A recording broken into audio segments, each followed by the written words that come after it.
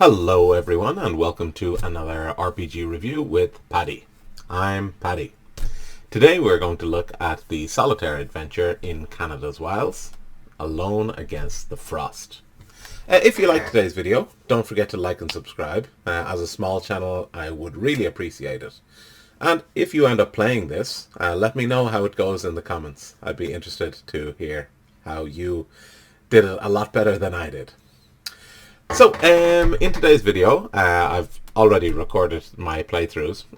There are two playthroughs of it, so you can choose which one of these you want to go. I'll give you a little bit more information later on. So, there is a little section at the start talking about copyright issues, and it mentions a couple of interesting mythos creatures, such as Cthulhu, Ithaqua, Aboth, Sathagua, Ubo Sathla, Zathog, which are all creations of August Derleth, Clark Ashton Smith and Richard L. Tierney.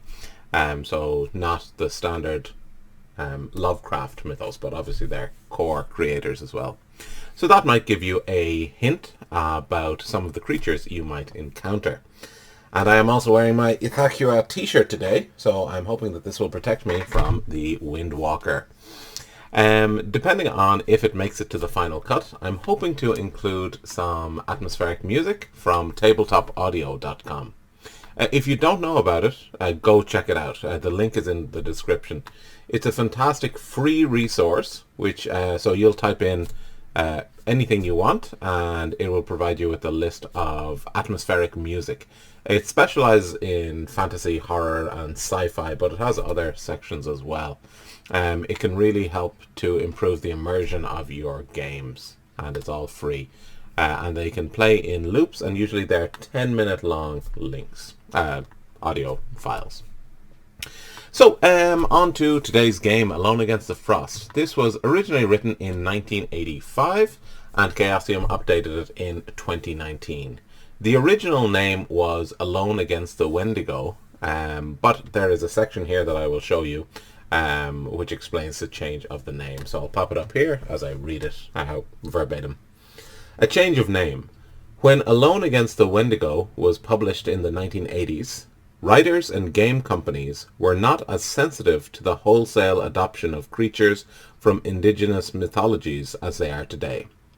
With this in mind, with its re-release, Chaosium decided to update and rename the book, Alone Against the Frost, to avoid the misuse of a culturally significant term. The creature at its core has also been reworked and renamed to better underline its mythos ties to the great old one, Ithaqua, the great Windwalker itself. So I think that's great as well. Personally, for a lot of people, I would guess Alone Against the Wendigo wasn't offensive. For a lot of people, they wouldn't know about it, but for some people I'm sure it was. And changing the name to Alone Against the Frost certainly doesn't hurt anyone, but it can save some people from being upset by that, particularly I presume the indigenous I'm not 100% familiar. Would it be indigenous Canadians or indigenous Native Americans, or possibly both?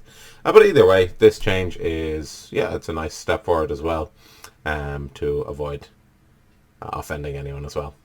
Great.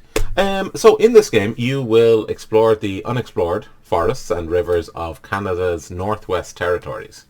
In particular, along the North Hanana, which I believe is a fictitious river coming from the very real Mackenzie River. The introduction, this area, the North Hanana, sounds very similar to the legend of the Headless Valley, and again, real story, along the banks of the Nahanni River, where many gold prospectors have been found decapitated. So definitely check out this story about the Headless Valley and the Nahanni River before playing this game, and you will be suitably terrified before you even read the first entry. It can really help set the tone. In this game, similar to Alone Against the Flames, you may be tempted to fudge your rolls and say that you passed when you failed, but remember, part of the fun of these games is the horror. And if you're cheating to succeed every time, there's no risk, there's no no uncertainty, and the horror is really reduced. If you just win everything, it's not great. So yeah, embrace the failure as well. However, you can, and the book suggests that you can use your ample supply of luck. Spending luck allows you to lower your roll on a one-to-one basis. So for example, if you were trying to get a 45 or lower and you rolled a 49, you could spend 4 points of your luck to lower your roll to a 45 and then have a success. And there's no limit. If you rolled a 90, you could spend 45 points of luck. However, your luck is then also reduced. So by however many points you spend. And anytime they ask for a luck roll, if you've reduced it, then your chances of succeeding in the luck roll is lower. So use them wisely. Great. So let's introduce the characters that you will use in this scenario. You don't create your own character because the main character in this is kind of pivotal. But don't worry, it still provides a lot of great variety. So you play the role of Dr. Nadelman, and you can be either male or female, your choice. You have a PhD in anthropology, and you're a rising star in Miskatonic University. You've been begging for funding to explore the unexplored north of Canada, and finally you have the funding, and you can bring along 3 grad students with you. So the 3 students are Sylvia, who's a promising young student, and you've tapped her for a junior position on the faculty later in the future. She is an excellent student, but a little bit serious, and you hope that by coming out on this field expedition, she will maybe start to relax and ease up. Your second student, Norman, is a male. Is a male. Norman is a mature student who has worked for 16 years as a custodian, and he was studying throughout his long night shifts as well. And you're hoping that his maturity can provide some stability to the younger students during this trip. Finally, Bernard is a popular student and is very excited about his upcoming wedding. He is interested in anthropology, of course, and he really wants to go in and have some field experience. But you guess that he mostly joined the trip so that people would stop thinking of him as just a city boy, and he would actually, have more of a hardened reputation. There is one more member of your party who is Charlie Foxtail, and she will be your guide for this trip once you make it up to Canada. She is the best tracker from the Tsuut'ina Nation. I'm sorry for the pronunciation, I have no idea. And the elders didn't want her to leave the village. They kind of avoid guiding people around this area, and they generally avoid this area in particular. But Charlie is saving money to send her husband for an expensive operation. So she comes out and she will be the guide for this area, especially if the money is good. And so that's where we are. Let's get started exploring Canada's wilds. Don't forget that there are almost 40 unique endings. I checked. So you might have a very, very different experience than I have. There will be some spoilers ahead, but as there are so many different outcomes, it shouldn't really affect you.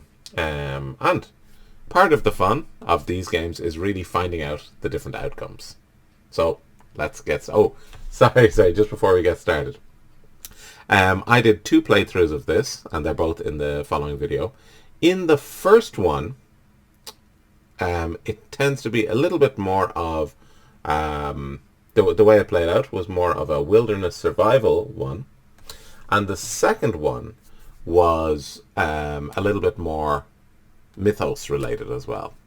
So you can choose whichever one of these you'd like to watch, or both, of course, and you can see 2 totally different ways of playing through this game. I'm sure there are many, many more unique ways that you can play through this game. All right, let's get started.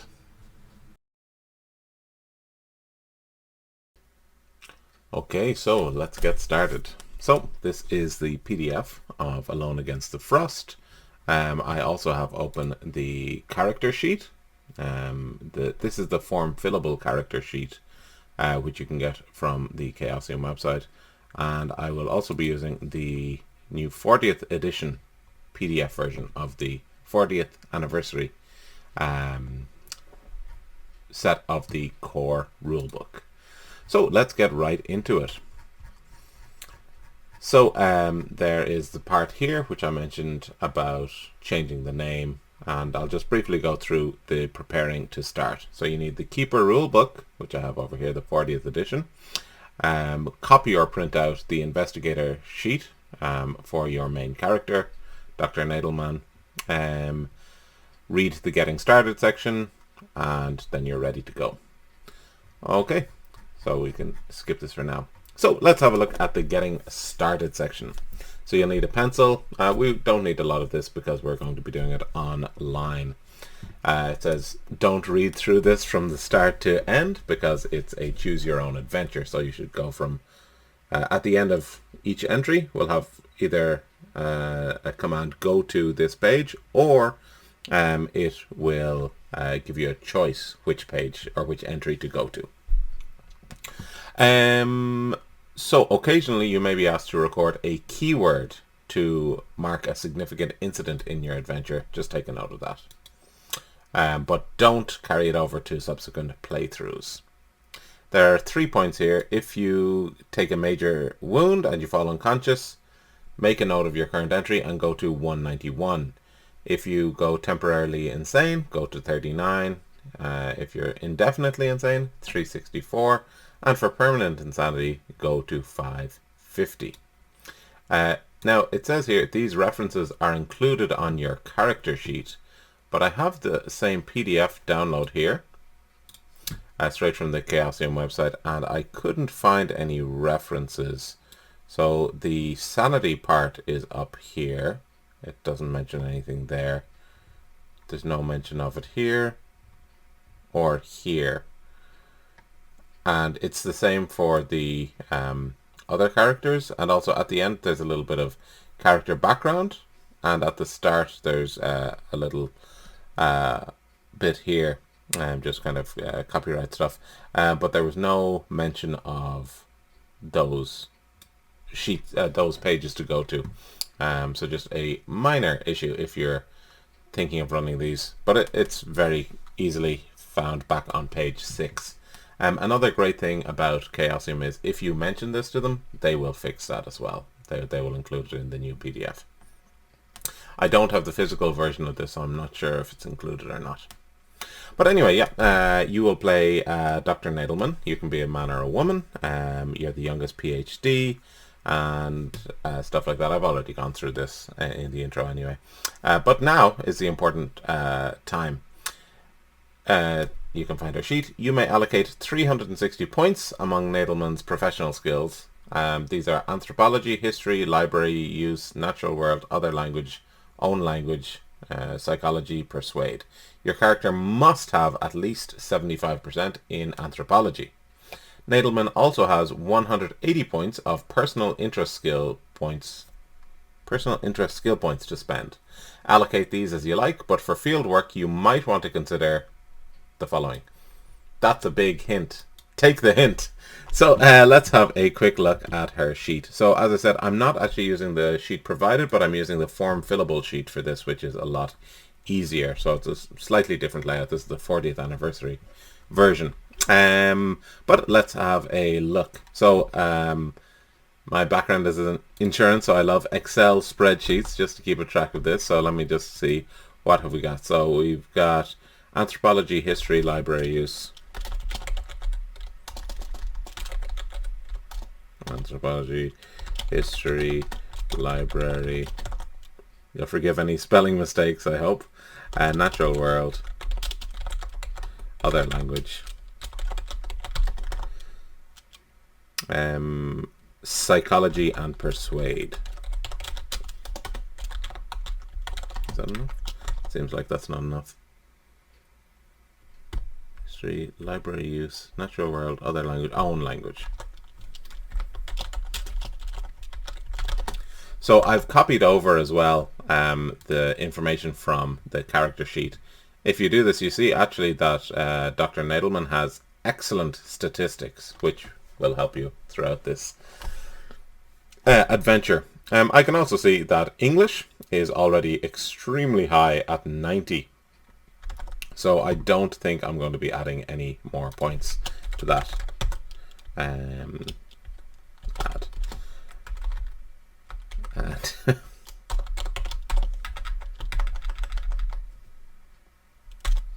actually, I should change that to 360 minus. So that'll just show me how many points I have left to put in. So she's already at 90 there. Her persuade, let's have a look. Persuade is 10%. Psychology is 10%. Other language is basically 0. Well, it's 1 for anything. Natural world. I can't find it in an alphabetically ordered one. I still have trouble finding it. 20%. History is 5%, and anthropology is 1%. Now we know we have to have anthropology at least 75%. So I'll just pop it in as 75 for now. I have not played through this game personally, but I have run it for someone else. Basically, I was reading it for my wife as she played through. Because yeah, she likes the adventure, but she doesn't like to sit down and read and know all of the rules. So I think you're working with, I think, 3 or 4 other people. So it's useful to have some good persuade. Let's pop me up there to a 60, we'll see. I'll be exploring the wilderness, so natural world should be very useful. Let's give that a 60 as well. I don't imagine I'll have too much use for library here, but I'll bump it up to a 40 just in case. Psychology. I'm going to bump that up. Oh.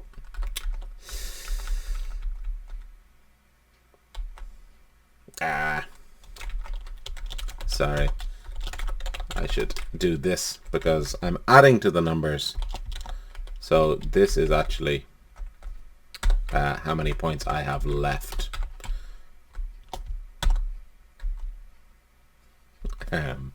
So history, yeah, history should be important. Let me just bump these in here so I actually know what's going on. So I have 166 left to go. I think I'm going to take some in Latin, and I'm going to bump up my history. I'm going to say history should be 50, let's say. And let's say other languages. I think I'll split it between... I kind of want to take an obscure language, but I won't. I'll go psychology. I'll bring that up to 60. And other languages, I'm going to bring this up to... I might bring this up to 75. Let's go 75, 70, and let's say 47, just for the sake of it. Okay, so those are my stats that I'm going to use. I'm just going to move this up here while I put them in. So we've got anthropology is going to be 75. Probably I should put that higher, but that's fine. History is 50. Library use is 40. Natural world 75. Other language, which I haven't chosen yet, is going to be 47. Nice round number. I'm going to go with Latin because that's usually a good one to have anyway. Psychology will be 60. Persuade will be 70. And that's it. Yeah, I didn't add anything to my English because it's already very high because of my education. Okay, so one more thing we have left to do is 180 points of personal interest skill points. Just the repetition of points there is a little bit strange. Allocate them as you like, but for field work you might want to consider firearms, navigate, pilot boat, and survival wilderness, or woodland, sorry. So just for a moment, I'm just going to look back at this sheet as well, which is just to confirm that everything is all right there. So I'm starting off with 10 in survival. I'm starting off with 1 in pilot boat, and I'm starting off with 10 in navigate and 25 in the rifle and shotgun. Okay, so let's keep this open anyway, but I'll keep it up here on the other screen. So I have 180 points of personal interest points to put in. And yeah, so what should I do? Let's just have a look through here as well and see if there's anything else that I feel like I would like to add in. Accounting, no appraise. Archaeology is not bad. Charm is probably okay. Climb, I think I might add climb and possibly archaeology. I'm going to go with charm anyway. My charm is currently at 15. Disguise is probably okay. Fighting is probably useful, but I'll probably stick with it in my gun. I might add that a little bit. Let's see. First aid. First aid might be useful. Nah, let my grad students die.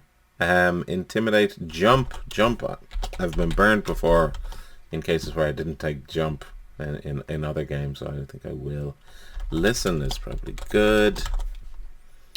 Navigate is already there. Occult, of course I want to know about the occult a little bit. Don't confuse occult with Cthulhu mythos as well, which I can't choose from now. Persuade, psychoanalysis, ride, spot hidden, and stealth.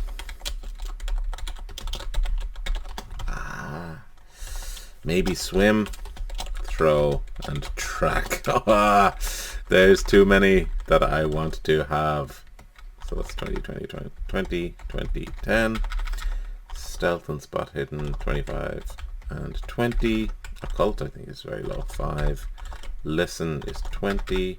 Jump, I think, is 20 as well. Whoops. Didn't put anything, that's fine. Aim and brawl, I think, is 25. Okay. So I have 180 and I have 14 ones that I want to use. Okay, so I think I'm going to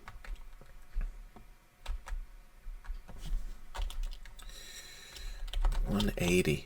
I would really like to have more points, but that's how it goes. So survival is probably pretty useful.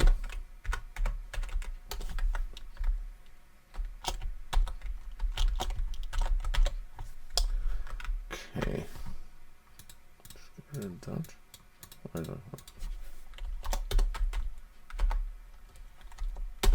Okay, not sure what that was. So I want to give myself a decent chance. So the worst ones are the occult. I might just leave occult like that. But pilot boat, I think I need to give myself a little bit of a chance there, because 1% is almost impossible. I think I might bring that up to 30. It's still low. I might want to survive in the wilderness. I think I'm maybe okay without brawling and charming. I think because I've got some in persuade. My persuade is actually very good, so yeah, I'll leave charm out of it. I might just bump these. Might bump that up by. I want to know what's going on. Occult, I will leave that. Spot hidden is always very important in Call of Cthulhu. Stealth to get away from stuff. As I've got pilot boat, I feel like swimming might be important as well. Throw is probably not so important, but track out here I think could be very important. So I'm going to go, I'm going to go 35. So I've got 21 points left. I would like to be somewhat competent with my gun. I think I only have 5 bullets. And navigate. Oh god, navigate needs more though, doesn't it? Okay, let's go there. And up 21.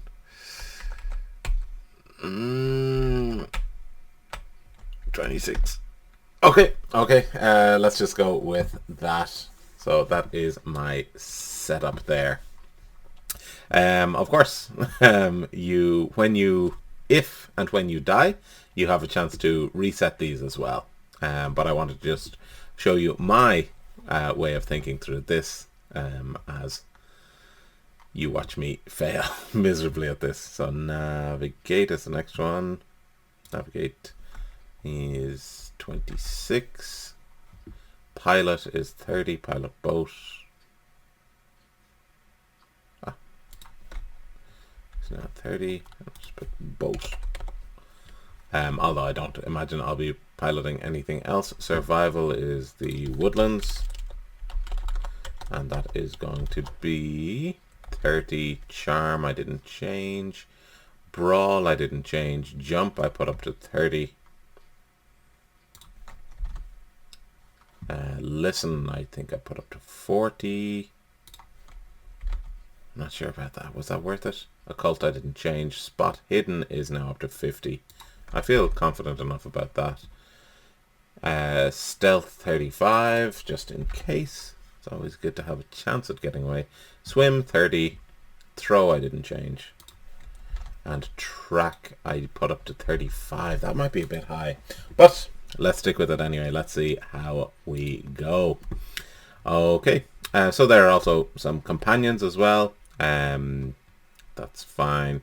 The only thing to know really, if you make a skill roll and one of your companions is present and awake, you can have them make the roll instead.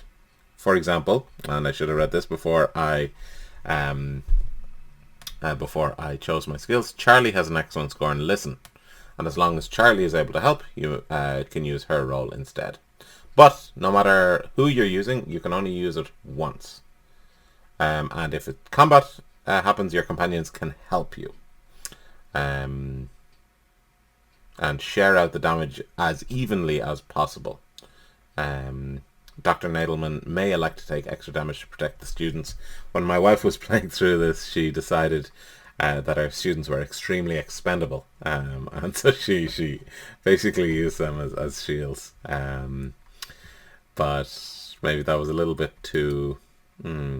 taking the situation too lightly, which I think it's better if you can really get into the horror of this for Call of Cthulhu, but to each their own. That's fine.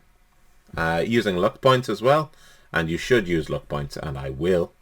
That's just a note of that. That's fine. All fine. Insanity. So this is where it's listed. It says it's listed on the character sheet, but I couldn't find it. But that's fine. Yep. And yeah, I don't think we need anything like that. So let's get started. Okay, so here is our introduction. You, Dr. L.C. Nadelman, have long been fascinated by the prehistory of North America, particularly the big woods of the north. The Canadian wilderness remains as unexplored as the Amazon basin, and hunters, trappers, and gold seekers tell hair-raising stories of the peoples in the area. Of course, they also tell tales of terrifying demons and other exotic fantasies. The time is right to bring a rigorous academic perspective to the big woods. The truth hidden there is doubtless more fascinating than any traveller's yarn. For over a year, you have petitioned your department to finance a modest summer exploratory trip into Canada's Northwest Territories. Now, at last, your funding has been approved, and you make your preparations to leave at the end of the spring semester. Many of your graduate students are eager to go, but you can only take 3. You have chosen to explore the valley of the North Hanina. I'm sorry for the pronunciation. In the local district. You have chosen to explore the valley of the North Hanina.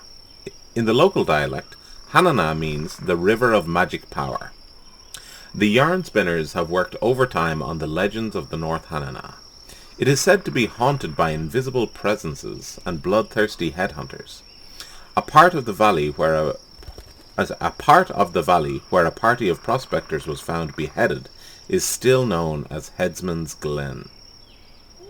Your small expedition takes the train into north-central Canada and then boards a chartered launch to Great Slave Lake and down the Mackenzie to Fort Macdonald, where an outpost of the Royal Canadian Mounted Police represents the sole power of civilization amidst many thousands of square miles of mountains, lakes, taiga and swamp. Fort Macdonald is a trading post for trappers and natives. The best route into the valley of the North Hanana is upstream by canoe, followed by the west branch of the Mackenzie, to the mouth of the tributary you seek. A single bark canoe of excellent make has been reserved for you, as well as the basic gear that your summer trip requires. Officials tell you that guides are reluctant to venture into the North Hanana.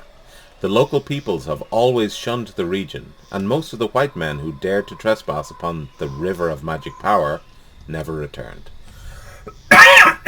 Excuse me. Still, you locate a tough professional guide named Charlie Foxtail. She narrows her eyes upon hearing of your destination, but is persuaded by the high wages you are offering. Finally, all is ready to go. To begin your adventure, go to 1. Okay, so it starts off with a reasonable amount of reading. I'm just keeping a track on the screen up here for what entries I'm going to. Okay. And just a quick drink. After a few days on the west branch of the Mackenzie, the stuffy corridors of Miskatonic University seem very far away. Sun stipples the water. Stipples the water from the glare of midday to the gentle burn of sunset. Caribou gaze at you from the shore. Ahead, a heron drags an unfortunate stickleback from the shallows. It would feel like a vacation, were it not for the relentless demand of the paddle. Each day makes the students more adept at keeping time with you and Charlie. Your supply of gasoline is limited, so you run the outboard motor as seldom as possible. Sun and wind grant Bernard the outdoor complexion he desires. You locate the tributary one evening, just as the light begins to fail. Next day, you launch into the North Hanana. The Ram Mountains loom in the distance, through a heat haze. At this latitude, the summer nights are so short that darkness gives the waterways no time to cool. Norman wipes sweat from the back of his head. The North Hanana is a rougher river than the West Branch. Its floodplain is obstructed by sandbars, hills of driftwood, Shingle Island, and forests of dead trees rooted in the mud. The current points all of them downstream, like arrows warning you to turn back. Sylvia turns to your guide. Charlie, does your people live in this area?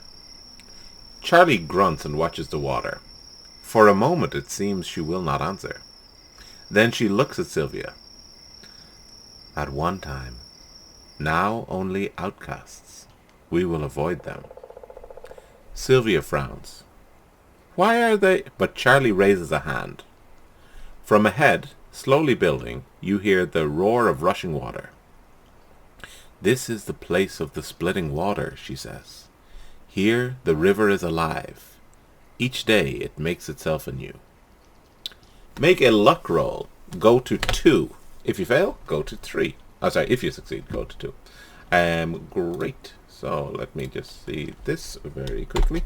I'm just going to open up a new one here, a dice roller, so that you can see all of my rolls. And let's get up a D100. I always put up the dice and then roll.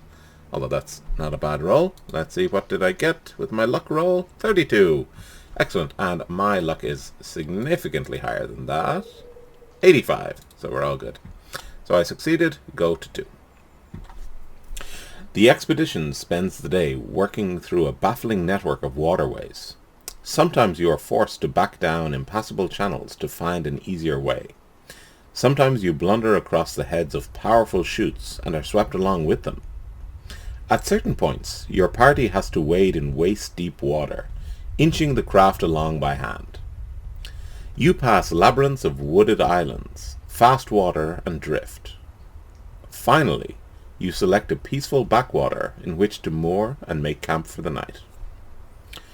Roll 1d10. If the result is even, go to 4. If the result is odd, go to 5. Okay. Excuse me. So just one of these. Let's roll it. And it is odd. Okay. Sorry, let me just make sure I'm keeping a track of where we're going. 1, 2. And the result is odd. So we'll be going to 5. Excuse me. Your first night along the North Hanana passes without mishap. Great. You must now decide whether to press on hard to penetrate deep into the region, or set a more leisurely pace, exploring as you go. Ooh. That's a good question.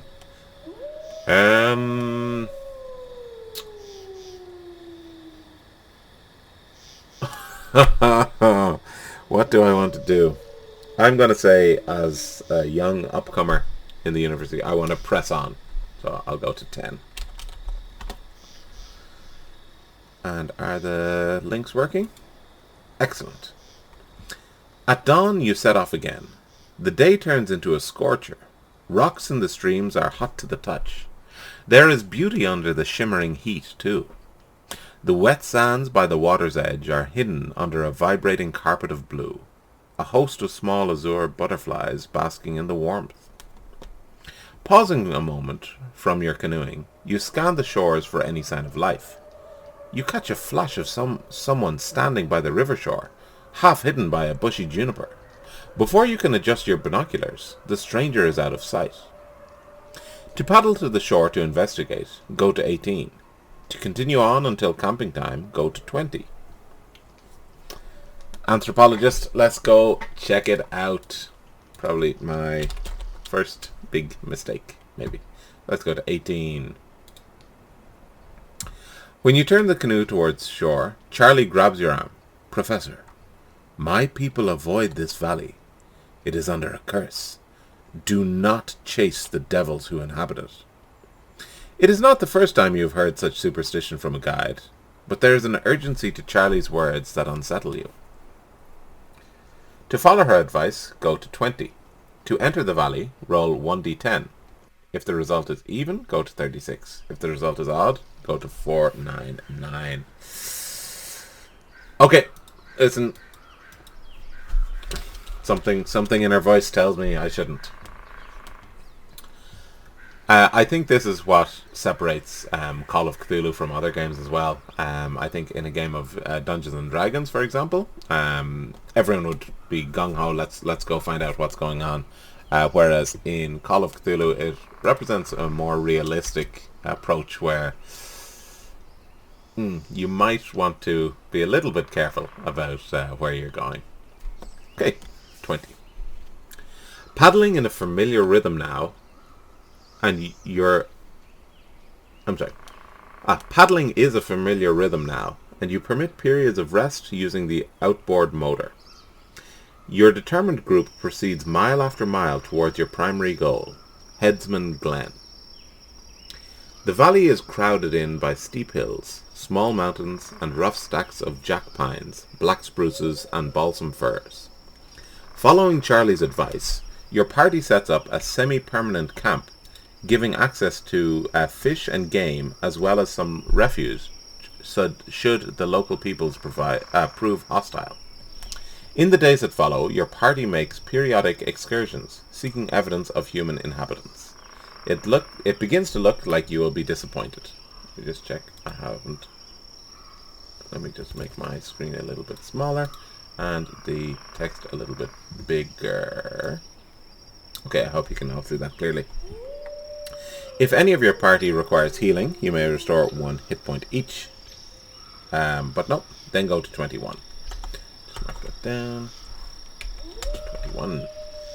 Following another day of fruitless exploration along the floor of the valley, your party fixes a hearty supper of stone-baked biscuits, jerky, and beans.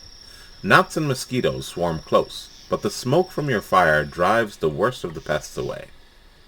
While you eat, you notice Charlie has withdrawn from the group. You attempt to include her by asking if she has any campfire songs or hair-raising stories. "It is bad luck to speak of such things," she grunts. "The woods do not like to be mocked." She gets to her feet and scans the perimeter of the camp, sniffing the air. You raise an eyebrow. "Moose," she says, before you can frame your question. "It is nothing. It is time we went to bed." You draw in a deep breath, scenting nothing but the food. The smoke, and the fresh odor of the river. Nonetheless, Charlie's manner has affected your party's mood, and they are ready to call it a day. To take the first watch, yourself, go to 40. To trust it to Bernard, go to 46. So Bernard is one of your companions who I've already introduced at the start. But I think it's going to be me. I'm going to go to 40. I'm going to take the first watch. Your watch passes without incident, but later you shiver in your sleep. The chill is brought home to you when Charlie reaches into your small tent and shakes you awake. "Professor, come quickly," the guide snaps.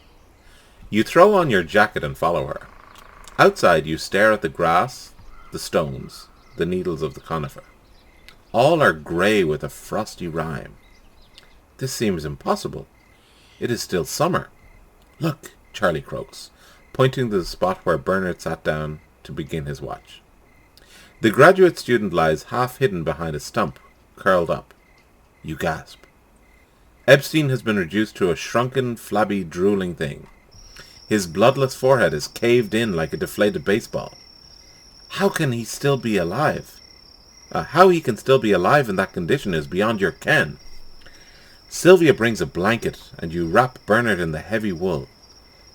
As you do so, you notice a somewhat repugnant odor in the cold air.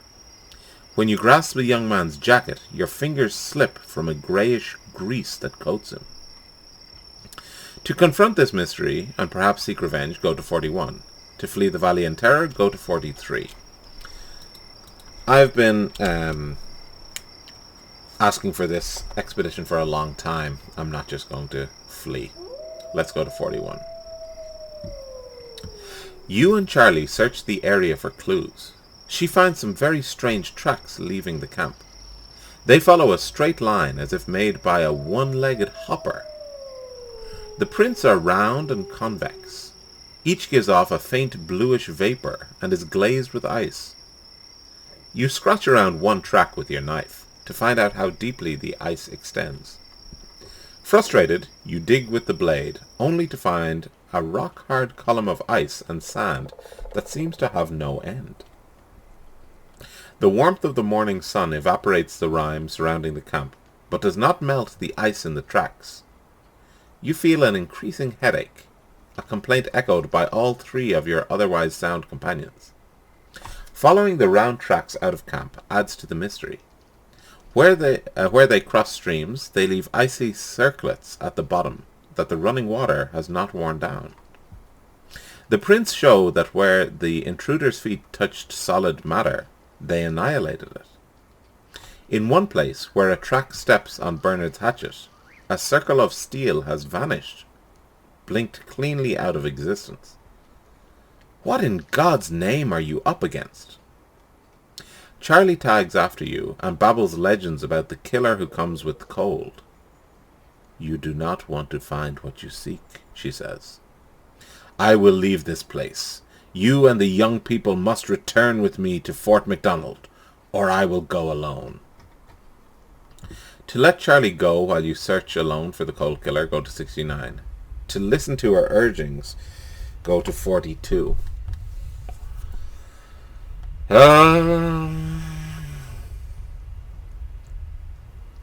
This seems pretty bad. I don't want to go back to Fort Collins though.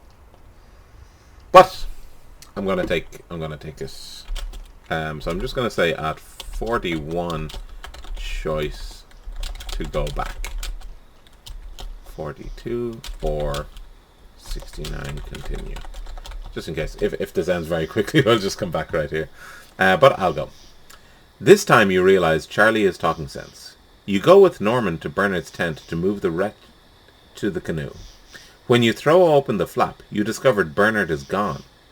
His tracks lead down to the Hanana and vanish at the riverbank. Your hasty search turns up nothing. It seems he wandered away in his delirium and drowned.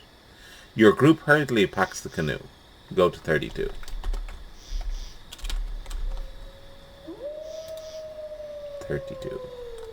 Charlie works the motor, and the rest of your group pitch in with paddles. You spend a peaceful first day returning downriver. The next day out, a downpour turns the water savage, whisking you around a cliff-bound bend and down a mile-long sequence of rapids. Make a pilot boat roll. If you succeed, go to 411. If you fail, go to 412. So, pilot boat, here we go. I've got 30%. That is not as good as I initially thought it would be. Okay, let's get both of these up, and I roll after this. Oh, wow, 19, very nice.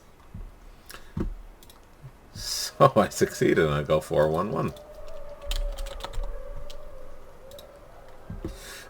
Your party's boating skills pull you through without mishap. Make a luck roll. If you succeed, go to 513. Oh, luck roll. I've got good luck, so I should be fine. 66. Yes. I think I've got 85 luck. Yes. Okay, so if you succeed, go to 513. Just take a note. 513. It is time to decide the course of your expedition. Fort McDonald lies within your reach, and you may go there to end your experience in the North Hanana. If you still have an appetite for exploration, you may take a short side trip or even strike back out into the depths of the valley. To return to Fort McDonald, go to 593. To take a side trip, go to 594. If your party still has at least 3 members, you may return to the wilds. 425. So I'm going to say let's go to 425, which is continuing our exploration, but not, hopefully, not going back to the same place. And I think this time it's very clear if I choose 593, that will presumably be ending the adventure. Me choosing to end the adventure. But let's go 425.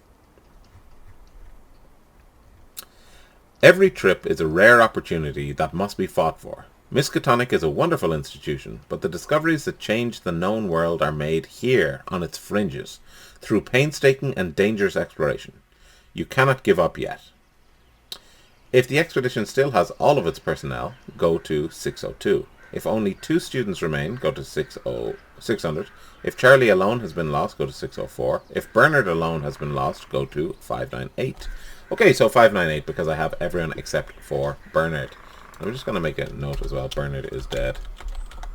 Is dead? Missing? They said maybe he drowned, but I don't think we saw his body. But go 598.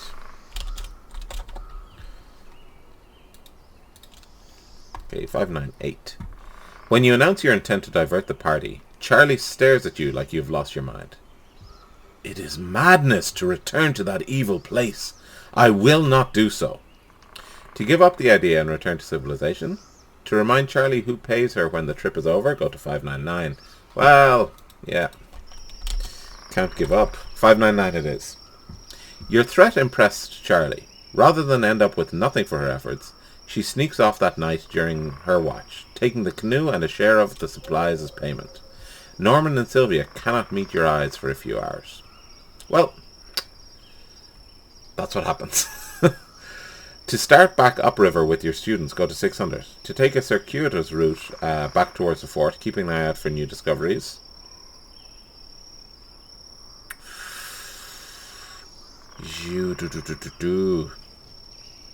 I think I gotta press on and go on to 600. You press on through the interminable landscape of the North Hanana.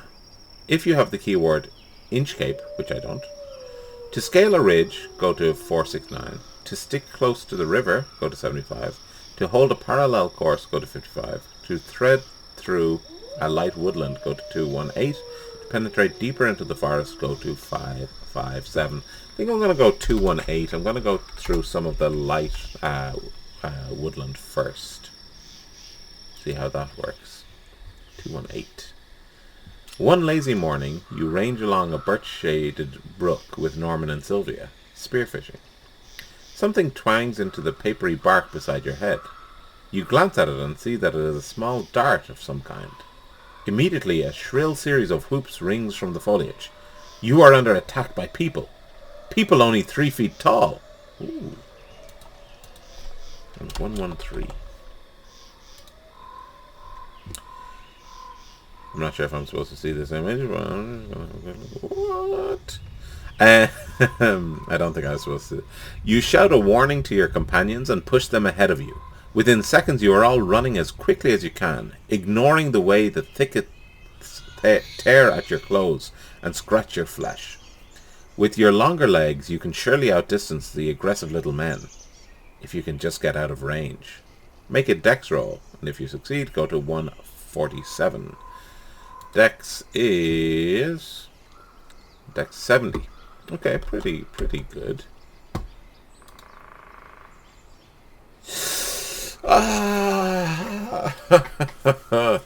Yeah. I'm gonna use 6 points of luck to bring that down to a 70 for a success. So that brings me down to 79 luck. Okay, so let's succeed. Go 147. Your heedless flight through the dark woods has shaken off your pursuers. Now only Sylvia and Norman remain with you. You look at their exhausted faces and vow to find a way out of this accursed valley. 54. The forage so far has been adequate to sustain the 3 of you, but it is no small undertaking to march over more than 100 miles of virgin wilderness. Sometimes the banks of the North Hanana are too swampy or too sheer to follow. Your party must cross canyons and deep woods without losing its bearing. 324.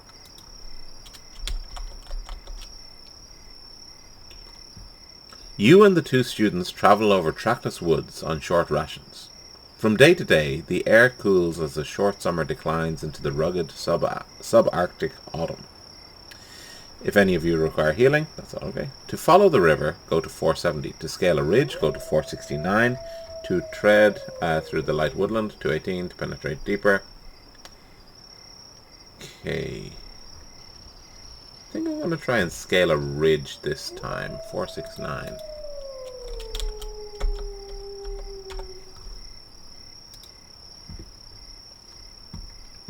There is a tang of autumn in the air. This suggests that it will be an early fall, which worries you, as it means early snow in the Northland. As you ponder this, a narrow but deep ravine cuts across your way, and the rushing stream within seems too rapid to cross safely. Look, says Norman, pointing at a tree that has fallen across the ravine. We can use that for a bridge. Sylvia pokes at it with her stick and shakes her head. It's rotten. It might not hold our weight, even one at a time. Norman seems petulant, but you support Sylvia. You make camp in the vicinity. As you open your eyes to the morning light, you hear a great cracking sound. It is immediately followed by Norman's baritone cry and Sylvia's running feet. Groggy, you race towards the sound and spot the students. Norman hangs over the edge of the ravine, prevented from falling by no more than Sylvia's arm. The idiot! Despite your warning, he tested the strength of the tree bridge, and it collapsed. Whether you can prevent tragedy depends on how long Sylvia can hold. Make an opposed roll for Sylvia's strength against Norman's size. So for this, we need to use the character sheet here. Oh. So this is the set of character sheets, and this time we need to use some of the other ones. So this is Sylvia, and her strength is 50, and she's going up against Norman's size, which is 60. Okay, so let's have a quick look here. So first of all, we're going to go for Sylvia, and she's hoping to roll under 50. 11, excellent. Now we have Norman's size. So Sylvia got a... Oh, she's one away from an extreme success, but she got a hard success. So as long as Norman's roll is over 30. 97. Okay. Great. Whew. That was lucky. If Sylvia wins, go to 322. If Norman wins, which would mean presumably dying, 322. Okay. You grab Sylvia's feet just as she begins to slide down after Norman. You battle for a few seconds until you have both of them safely up on the cliff beside you. Your party can spare little time to celebrate its preservation. The odds are still against returning safely home. Make a luck roll. If you succeed, go to 513. If you fail, 325. So again, my luck is now down to 79 because I took that risk. And that's...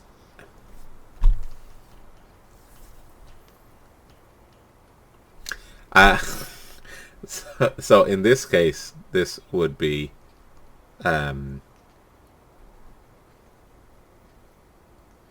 This would be 80. One away. Dear. Okay, there we go. Yep, that's fine. So I just miss it. So let's go to 324 when I fail it. Oh, it's the same page. You and the two students travel over trackless woods on short rations. From day to day, the air cools as the short summer declines into the rugged... Is that right? 324. Ah, okay. Yep. So I'm back here again. So I can follow the river, and I can go into the deeper forest, and I can concentrate on finding supplies. Let's follow the river a little bit. 470. That seems like... the supplies also sounds good, but let's go 470. You trek on through the wilderness. It feels like you have lived here for years. If you have the keyword Inchcape, which I don't. So if not, go to 82.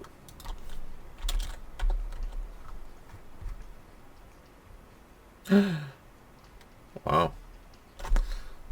I wonder are those the short men who were attacking me earlier. You and Norman bed down near the fire while Sylvia stands watch. You study each of your companions for a few minutes. Norman, a man in his 40s, trembles beneath his sheets. Sylvia scans the camp perimeter obsessively, gripping her rifle. The loss of Bernard and Charlie have affected both students. You hope that you can get them back to civilization before fear and hardship drives one or both over the edge. Norman shakes you awake, staring out to the trees. "There was a noise," he hisses. "Sylvia's gone." You spring to your feet, throw on your jacket, and pick up your rifle from the ground. Despite the small hours of the morning, the subarctic dawn is breaking. A search of the surrounding ground turns up the tracks of Sylvia's abductors. They are not quite what you'd expect. Oversized bare feet. To follow the tracks, go to 128. Gotta try and save Sylvia. 128.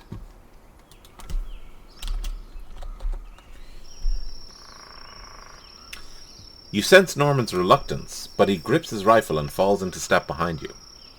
Together, you do your best to follow the trail of Sylvia's abductor. Attempt a track roll. If you succeed... Did I put stuff in track? I think I did a little bit. 35. Okay. Let's go. Oh, God. I was thinking, would I use luck on this roll? But I would have to use 43 points of luck. I think, unfortunately, Sylvia is lost. If you fail, go to 190.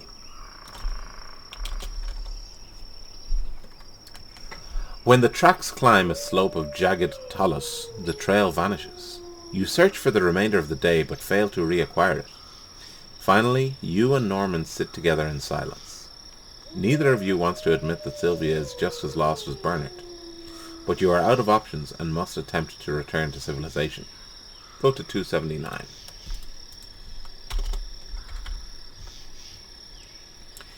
The journey before you and Norman promises to be long and hard. If either of you requires healing, no. To strike at as direct a route as possible, to hold parallel to the river's course, to search for existing trails, to explore rocky terrain, to camp first and regain a little strength. I think I've had enough of the woods, and I'm going to just explore the rocky terrain a little bit. Maybe I can see something or some way out. So 595. Oh, it zoomed in. Can you see that okay? Yeah, I'm not blocking it. After a hard day's trek, alert for the dangers and oddities of the valley, you and Norman withdraw for the night under a granite overhang and light a fire of twigs and pine needles. Make a science geology roll. If you succeed, go to 596. If you fail, well, I'm pretty sure I'll be failing this. I think I have a 1% chance. Come on, 1. No. No. Here we are. If you fail, 513. 513. It's time to decide the course of your expedition. Fort MacDonald lies within your reach, and you may go there.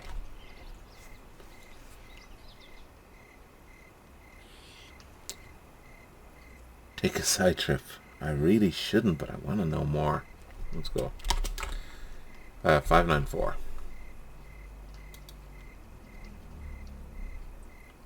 Of course, you must return to Fort MacDonald, but there is time for one last side trip in hopes of learning a little more about the North Hanana Valley. If you still have Alt, no. If you have Alt, no. If you have Norman, no. If you have one companion, 279.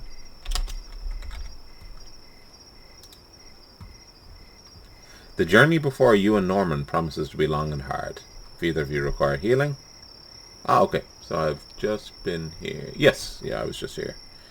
And I went to the rocky terrain. Let's search for existing trails. 297.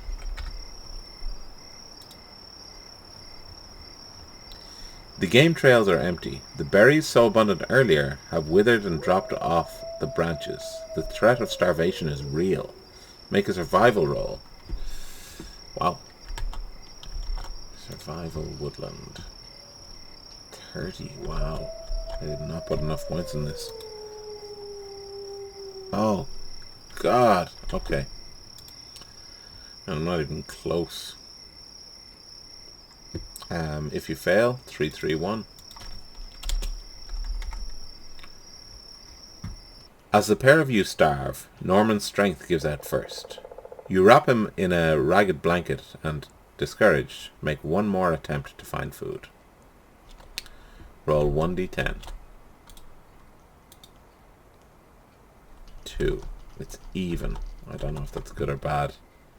327. 100 yards from camp, you spot a Canada goose.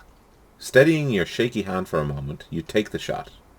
You dare not aim for the head and miss, so you put a bullet in its gut. The agonized beast leads you on a fretful chase through the woods before keeling over. You return to Norman elated. A good meal is exactly what he needs. Make a hard constitution roll for Norman. So again, we just need to find Norman's sheet. His constitution is 80. So I have to make a hard roll, so I have to get below 40. Here. So below 40. So again, I put them up and then I roll. Oh, God. Wow. If he fails, you arrive too late. Go to 67. Despondent over the prospect of a trek through the wildest stretch of the Northwest Territories, you ram your way through the bush with bitter violence. Is that right? Let me just check that very, very quickly. 327 I was on. So it sounds a little bit wrong. If he fails, you arrive too late. 67. 67 is right. Just despondent over the prospect of a trek through the wildest stretch of the Northwest Territories, you ram your way through the bush with bitter violence. Thunder rumbles in the western mountains like the echo of distant drums. The peaks fade into a lowering canopy of clouds. You wade a small river and then cross a pine ridge. The scenery blurs together as you go. In the days that follow, you try to fish with your bare hands, eat whatever you can kill, and take the berries that grow along the way. You are undergoing a test that would daunt a seasoned frontiersman. If you require healing, no. Make a survival roll. And if you succeed, well, if you fail, you have several options. Survival woodlands, right? Yep, 30% chance. Okay, let's see. No. If you fail, to establish a camp, to strike deep into the forest, to hug the tree line, to explore the rocky environs.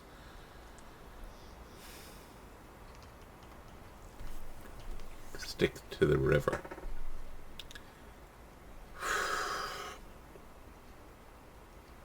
Okay, let's stick to the river.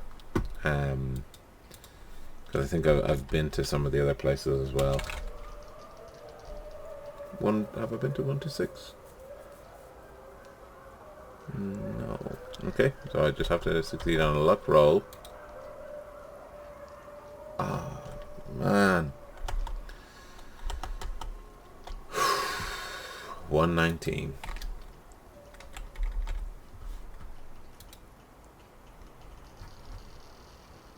Day by day, the spectre of starvation shadows your trek. You fail to find sufficient food and are racked with hunger spasms and become weakened and lethargic.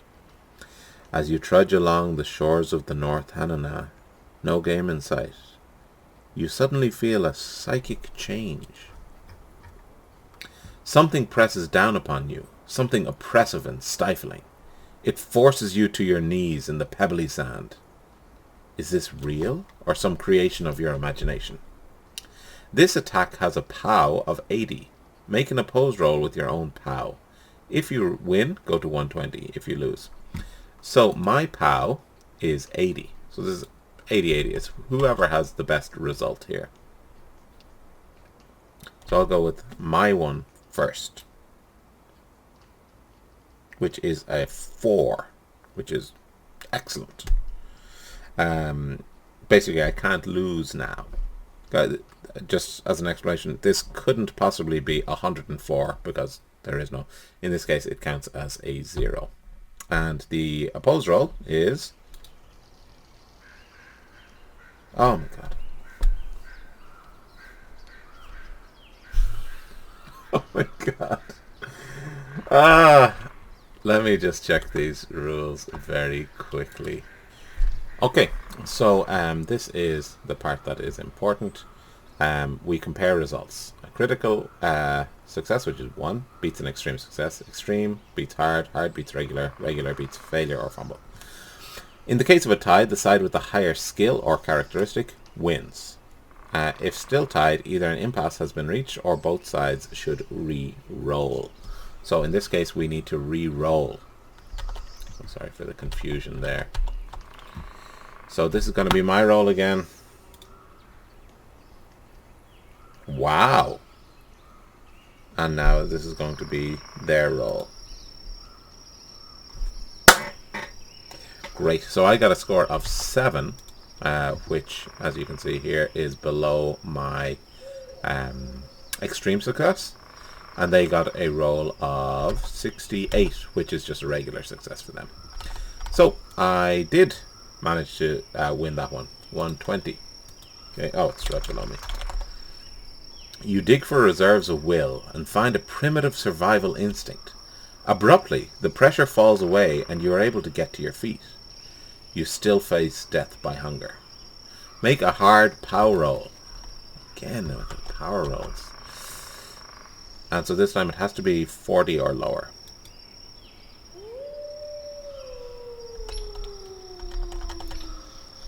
I think I'm gonna use 8 more points of luck. is starting to run out. Okay, to succeed, 161. When your senses clear, you find yourself wrapped in heavy pelts, confined, surrounded by dark presences. You cry out, but strong hands steady you. A deep voice speaks. We found you wandering in the woods. Rest. Soon we shall reach the fort. You'll be safe there. Your rescuers are Tsutina, I'm sorry for the pronunciation, Tsutina hunters. You lie in the bottom of a canoe while they paddle downstream. You rest quietly, too weak to ask questions. As they promise, you eventually reach Fort MacDonald. The Mounties give you warm clothes and a hot meal before asking what happened to your companions. Survived. 433. Wow. After so many days on the river and nights in the woods, it feels strange to sit in a stifling room and answer questions about your conduct. If you have lost any members of your party or have confirmed their death, multiply the number of such losses by 15. This is your liability score. Roll 1d100. If the result is greater than your liability score, go to 530. If the result is equal to or less, go to 531.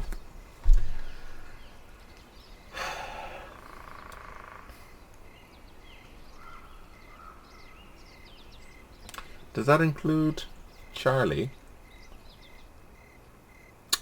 I'm going to rule no, because she ran away with my canoe and supplies.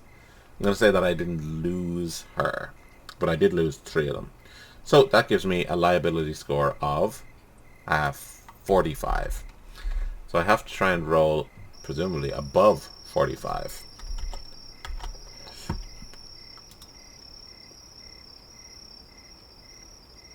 I need to check that.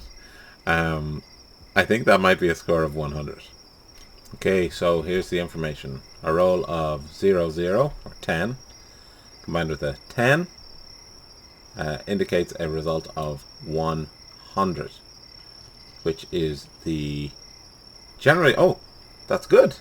Generally, that's the worst score that you can get, but I think it might actually be good in this situation. Because as I'm building up my liability score, if the result is greater than your liability score, go to 530. When your report of your party's misfortunes is analysed by the Canadian authorities, they absolve you of any wrongdoing or neglect. Go to 529. You must decide what to announce as the primary result of your explorations in the Valley of the North Hanna. The other discoveries can wait. If you have either the keyword charcoal or the keyword resonate, or both, go to 545. If you have the keyword inchcape, go to 431. If you have more than one of these keywords, if you have none of these keywords, go to 430. That's me. 430, and let me just zoom in as well. I think that's good. Even before arriving back in Arkham, you know your lack of hard evidence will undermine your credibility. If your party has lost any of the graduate students, go to 83. It's lost all of them. The verdict of the Canadian authorities counts in your favour, but the parents of your students rise up in arms and force a thorough review of your case. They impute that you are an incompetent crank willing to risk innocent lives to pursue off-the-wall theories. Your standing in the scientific community is imperiled. You stand on your record. Make an anthropology roll. If you succeed, okay, I've got lots, 75. Oh!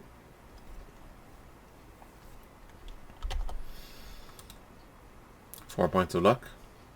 4 points of luck. 418. Ooh, wow, wow. The Board of Inquiry dismisses the charges against you. You settle back into the academic community. 33. I'll just get away from that, because that's, wow. Although your expedition has failed to produce any hard evidence, your reputation is such that Miskatonic University does not hold it against you. However, as the Great Depression sets in, you find it more difficult to fund new projects. The bizarre stories you have to tell of the North Hanana are greeted with enthusiasm by the sensationalist press, but skepticism by your colleagues. As things go, your career manages to survive your Hanana experience. The Nadelman expedition is over. The end. Wow. Okay, so that is the end of this run-through. This was my personal first run-through of this game, actually playing it.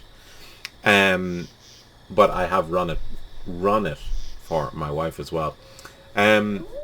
This time going through it, there was really no mythos stuff involved.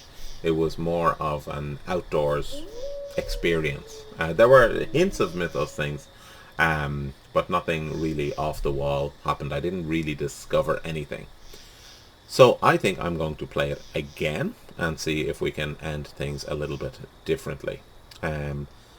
This was probably I don't know, but I would guess it was probably the best outcome available. That although I lost 3 graduate students, that I came back alive, and that I, made it past the police at the Canadian Mounties, and that I managed to keep my job in Miskatonic University was quite nice.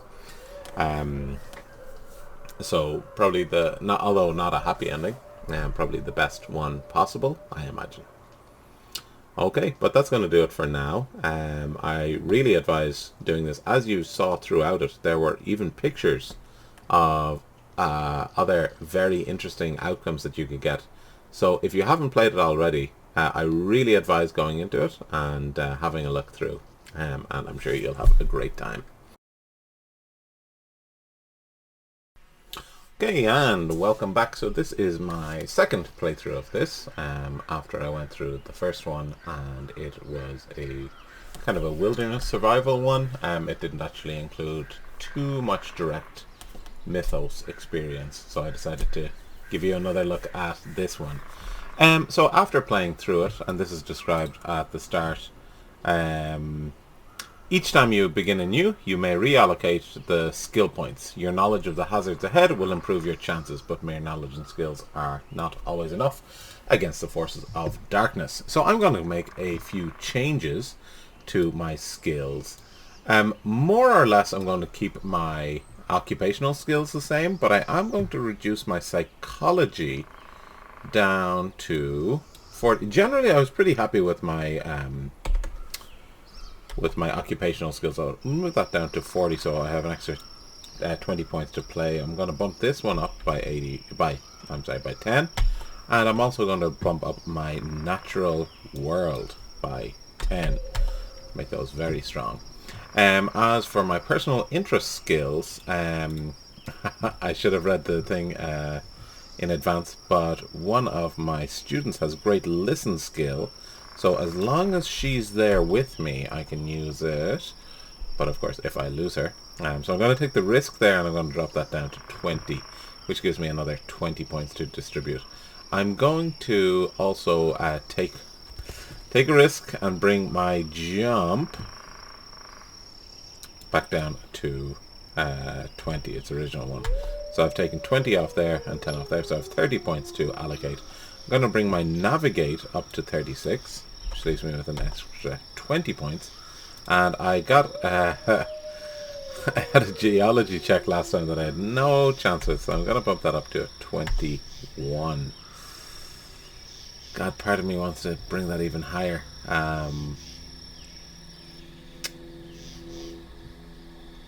Yeah, but I think I want to leave everything as it is. I wouldn't mind bringing down my credit rating or even my anthropology, but those are not possible really within the rules.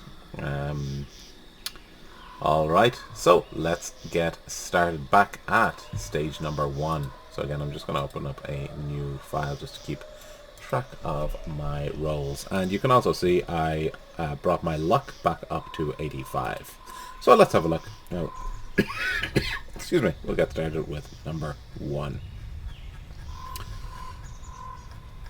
Do you need this again? Very quickly, I'll just read through this again in case you've skipped to here. You, Dr. L.C. Nadelman, have long been fascinated by the prehistory of North America, particularly the big woods of the north.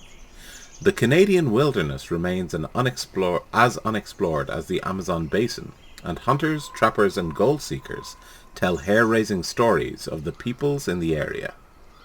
Of course, they also tell tales of terrifying demons and other exotic fantasies. The time is right to bring a rigorous academic perspective to the big woods. The truth hidden there is doubtless more fascinating than any traveller's yarn.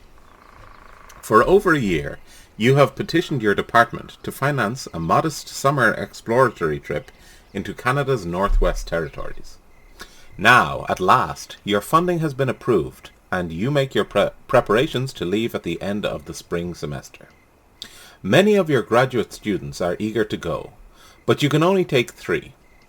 You have chosen to explore the valley of the North Hanana. In the local dialect, Hanana means the river of magic power. The yarn spinners have worked overtime on the legends of the North Hanana. It is said to be haunted by invisible presences and bloodthirsty headhunters. A part of the valley where a party of prospectors was found, beheaded, is still known as Headsman's Glen. Your small expedition takes the train into north-central Canada, and then boards a chartered launch to Great Slave Lake, and down the Mackenzie to Fort Macdonald, where an outpost of the Royal Canadian Mounted Police represents the sole power of civilization amidst many thousand square miles of mountains, lakes, taiga, and swamp. Fort Macdonald is a trading post for trappers and natives. The best route into the valley of the North Hanana is upstream by canoe, following the west branch of the Mackenzie to the mouth of the tributary you seek. A single bark canoe of excellent make has been reserved for you, as well as all the basic gear that your summer trip requires. Officials tell you that guides are reluctant to venture into the North Hanana. The local peoples have always shunned the region, and most of the white men who dared to trespass upon the river of magic power never returned. Still, you locate a tough professional guide named Charlie Foxtail. She narrows her eyes upon hearing of your destination, but is persuaded by the high wages you are offering. Finally, all is ready to go. To begin your adventure, go to 1. Okay. After a few days on the west branch of the Mackenzie, the stuffy corridors of Miskatonic University seem very far away. Sun stifles the water, from the glare of midday to the gentle burn of sunset. Caribou gaze at you from the shore. Ahead, a heron drags an unfortunate stickleback from the shallows. It would feel like a vacation, were it not for the relentless demand of the paddle. Each day makes the students more adept at keeping time with you and Charlie. Your supply of gasoline is limited, so you run the outboard meter as seldom as possible. Sun and wind grant Bernard the outdoor complexion he desires. You locate the tributary one evening, just as the light begins to fail. Next day, you launch into the North Hanana. The Ram Mountains loom in the distance through a heat haze. At this latitude, the summer nights are so short that darkness gives the waterways no time to cool. Norman wipes sweat from the back of his head. The North Hanana is a rougher river than the West Branch. Its floodplain is obstructed by sandbars, hills of driftwood, shingle islands, and forests of dead trees rooted in the mud. The current points all of them downstream like arrows warning you to turn back. Sylvia turns to your guide. Charlie, does your people live in this area? Charlie grunts and watches the water. For a moment it seems she will not answer. Then she looks at Sylvia. At one time, now only outcasts. We will avoid them. Sylvia frowns. Why are they... But Charlie raises a hand. From ahead, slowly building, you hear the roar of rushing water. This is the place of the splitting water, she says. Here the river is alive. Each day it makes itself new. Make a luck roll. If you succeed, go to 2. If you fail, go to 3. So let's roll a luck roll. As I said before, my luck is 85. 63, good enough. Something on my screen. Okay, so I succeeded, so I go to 2. The expedition spends the day working through a baffling network of waterways. Sometimes you are forced to back down impassable channels to find an easier way. Sometimes you blunder across the heads of powerful chutes and are swept along with them. At certain points, your party has to wade in waist-deep water, inching the craft along by hand. You pass labyrinths of wooded islands, fast water and drift. Finally, you select a peaceful backwater in which to moor and make camp for the night. Roll 1d10. If the result is even, go to 4. If odd, let's just get rid of 1 and roll. 6. So let me just keep track of where I'm going. 1, 2, and let's get back. Where am I? Here. Okay. So, what was it? Sorry. 6. Great. So, it was even, so go to 4. So that's good. You take first watch. Is that right? Yes. You take first watch that night, while the others sleep after an exhausting day. The brief darkness is disturbed by the splash of beavers in the stream, the trilling of insects, and the hoot of a great grey owl. Make a listen roll. If you succeed, go to 9. If you fail, go to 8. So, as I'm keeping watch while others are sleeping, I can't use other people's listen skill. So unfortunately, I just took my listen down from a 40 to a 20 for this run through. So let's see. So again, I'll put them up and then I'll roll. Okay, so here's the roll. Okay, so that's a 90. Okay, that's obviously a failure. So I fail, go to 8. Fortunately, I would have failed even with my old score as well. Let's just get to 8. You hear nothing to disturb your watch. At midnight, you yawn and cross the tiny circle of firelight to where Bernard Epstein sleeps, whispering to wake him up. When the student makes no sound, you probe the shadows with the toe of your boot. You feel only sandy soil beneath the empty blankets. Concerned, you repeat Bernard's name louder. The other members of your party scramble out of their bedroll, bleary and asking questions. "Be silent," barks Charlie. She takes a brand from the campfire and holds it aloft, passing it over the ground surrounding Bernard's blanket. She pauses. The brand trembles in her brown leathery fist. Even your amateur eye can spot the marks impressed in the earth. You ask Charlie if they're tracks of a raccoon. "Not a raccoon," the guide whispers in an odd tone. She says no more. Can you convince her to open up? Make a persuade roll. I think I have decent persuade. 70%. Great.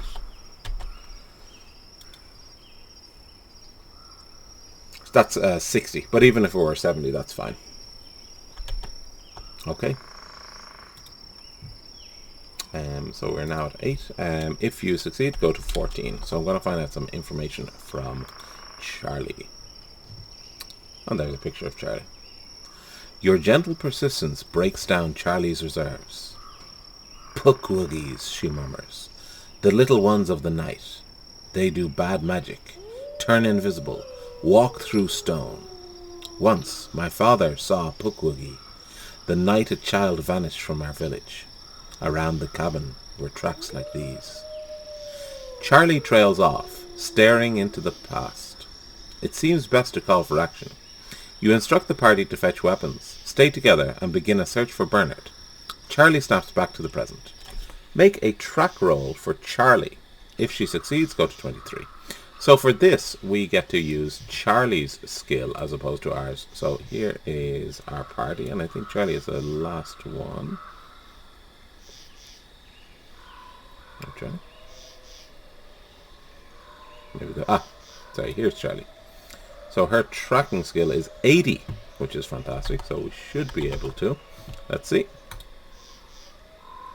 53. Yes. Okay, great. So we're at 14. go to 23.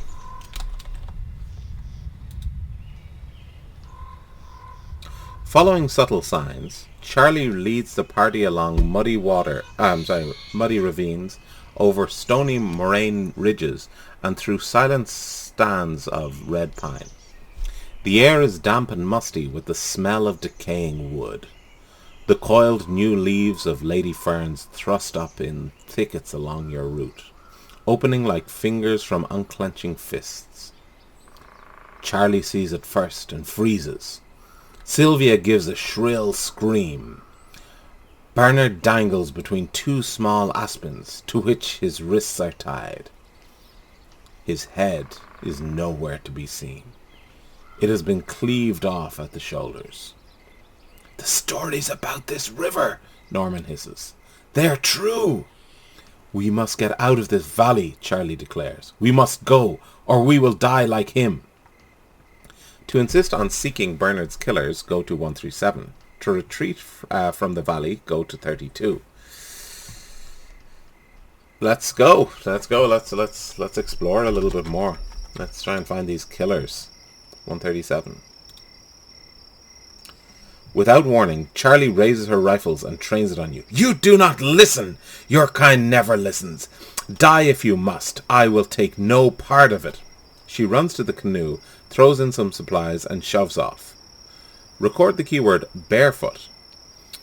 To track Bernard's killers, go to 87. To give up and try to take your remaining charges out of this evergreen wasteland on foot, go to 324.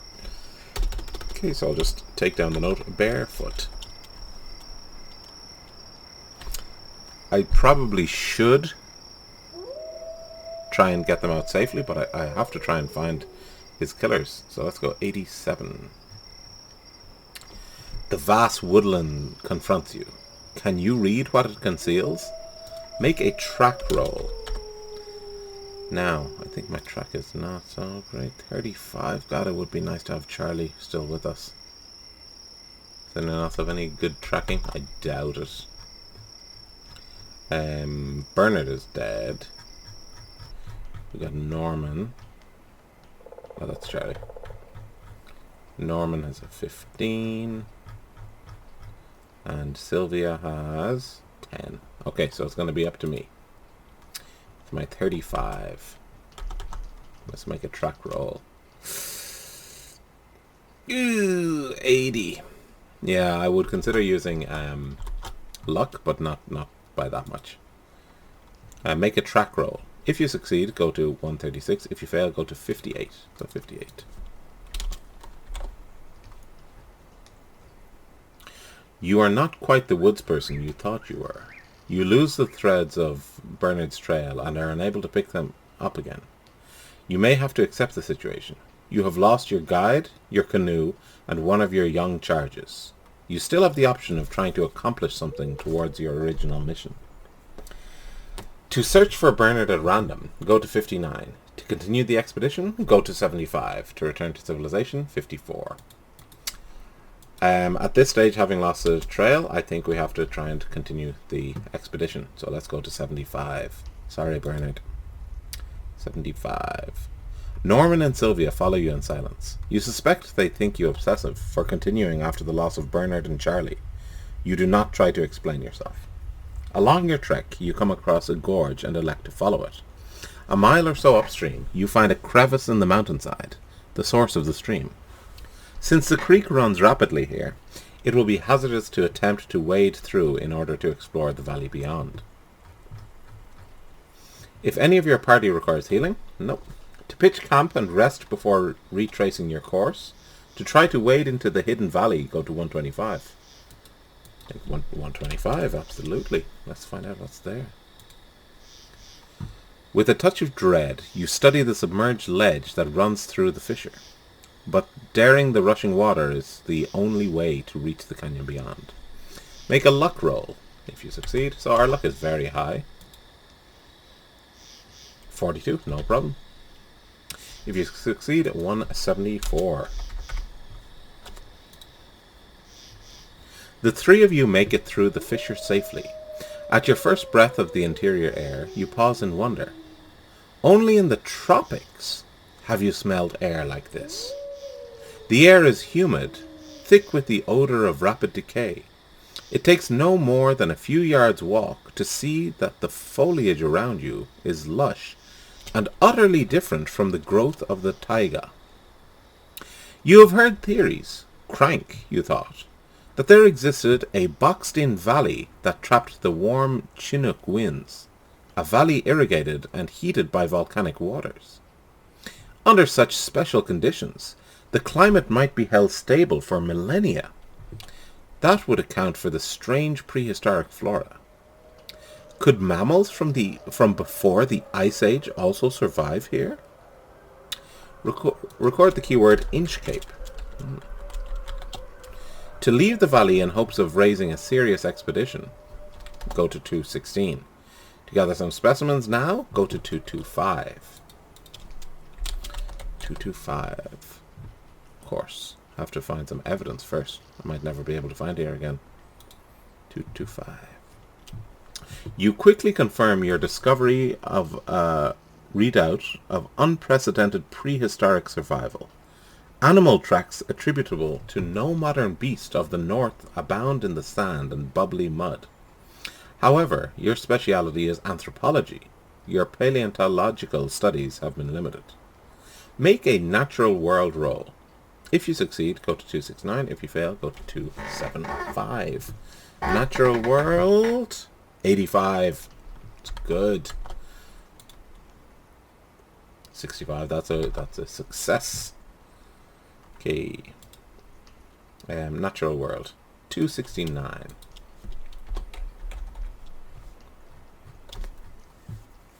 While exploring a prehistoric glade, you chance upon a stand of the plants. When exploring a prehistoric glade, you chance upon a stand of plants of the very species recently described in detail by your Miskatonic colleague, the paleobotanist Ivan Kurtov.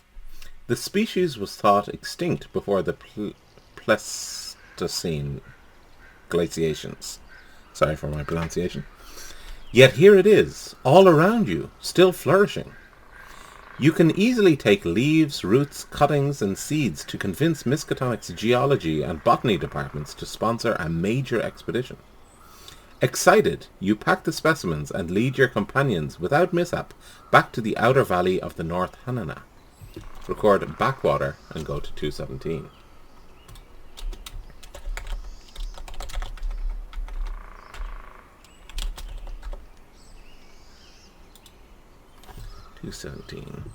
To exit the valley, the three of you must dare the dangerous waterway that brought you here. You lead the way, followed by Sylvia and then Norman. Make a dex roll for each member of your party. If everyone succeeds... Okay, well, let's make the rolls first. My dex is okay. 70. 44. Okay, so I make it first. And I believe Sylvia and Norman is last. Let's have a look at Sylvia's dex is 65 and his is 70. So first 65. Okay, and then 70. That's 30. Yes. So everyone succeeded. So I'll go to 3, 2, 4. 3, 2, 4. You and the two students travel over trackless woods on short rations.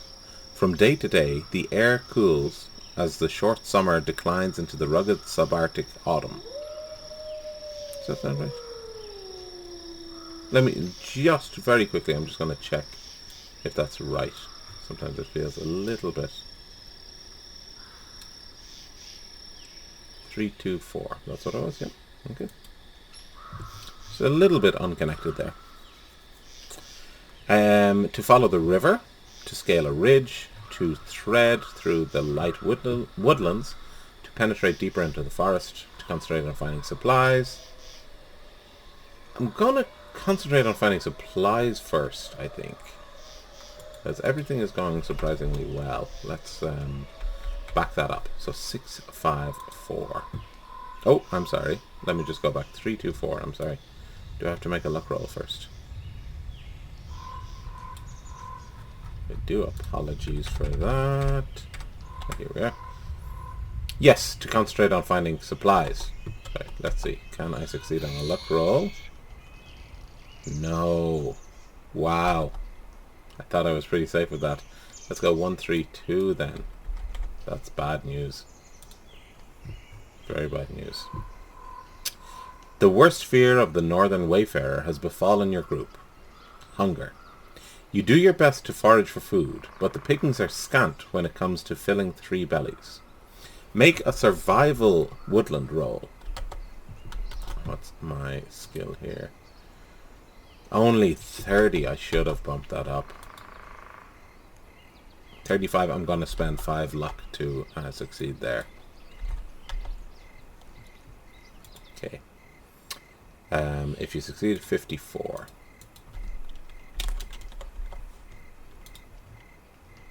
The forage so far has been adequate to sustain the 3 of you, but it is no small undertaking to march over more than 100 miles of virgin wilderness. Sometimes the banks of the North Hanana are too swampy or too sheer to follow. Your party must cross canyons and deep woods without losing its bearings. Go to 324. Okay, so now I have my chance again.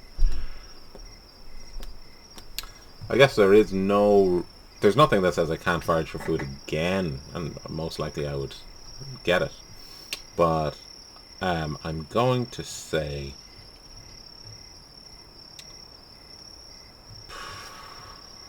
I'm going to go deeper into the forest, which is a terrible idea. If you're lost in the woods, you should stay by the river at least.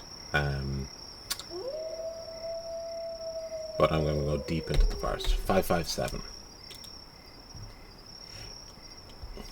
To avoid a riverside marsh, you weave through a forest of mature larch. The uneven terrain makes you wish that Charlie was still with your party. Attempt a track roll. If you succeed, my track is 30, I believe. 35. Not very high. 78. Not even close. Did I remove? Yeah. If you fail, 5, 6, 9. Your party makes progress through the larch forest. I just very, very quickly, I want to check just to make sure that that was the failure. 5, 6, 9 is the failure, yep.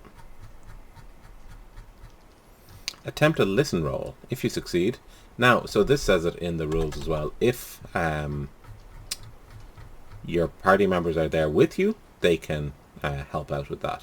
So her listen is 50 versus mine, and his is 30. So we're going to get Sylvia to try and listen for us. No chance there. Okay, 570 it is. I want to know what that was though. 570. A gruff's voice snaps. Drop guns! You hear the click of rifle levers and look up to see several hunters on either side of you with weapons leveled. Resistance would be exceptionally foolish. You instruct the students to disarm and take a look at your captors. You recognize indicators of the Tsutina, sorry for the pronunciation, apparently a very isolated group, since their old-fashioned skin shirts, leggings, and woodland-style moccasins indicate minimal contact with the outside. Their rifles are from the 19th century. Some are single-shot. Charlie said something about outcasts. Could this be the group she mentioned? You keep your voice even and address the man who spoke. We mean no harm. Be silent, the leader grunts and nudges you with a rifle barrel. Taking the hint, you follow your captors to a secluded spot. Go to 562. Okay. When you arrive there, you find you are not the only prisoners of this particular band. A girl, perhaps of the same community, rests behind a tree trunk, bound hand and foot. The leader of the hunters fires gruff instructions to his men. His words are too rapid for your slim knowledge of the dialect, but the subsequent actions are clear. The girl is quickly freed from her bonds. Rubbing her wrists to restore the circulation, she is wordlessly accepted back into the clan's ranks. Roll 1d10. If the result is even, go to 571. If the result is odd, go to 566. Let's 1. Okay, the result is odd. Go to 566. It should be just here. The hunters produce enough cords to bind all three of you, and then place you each against a tree and lash you to the trunk. Their mysterious work done, the outcasts pack up their simple gear and abandon the spot. You wait for a few minutes before beginning to struggle against your bonds. A part of you finds this professionally fascinating, but you will have to get free if you wish to publish your finding. Make an extreme dex roll for everyone present. If any of you succeed, go to 576. If not, go to 568. So extreme. Wow. So for dex, that means I need to get under a 14. I think the others are actually better than me, though. No. Worse. So a 13, and I think he might be 14, though. So basically, 3 attempts to get a 13. Okay, first me. But this is not it. Although I wish it was. So, here we go. This is my attempt. 31. I'm just going to keep a track of that because I might spend luck on that. Sylvia needs 13.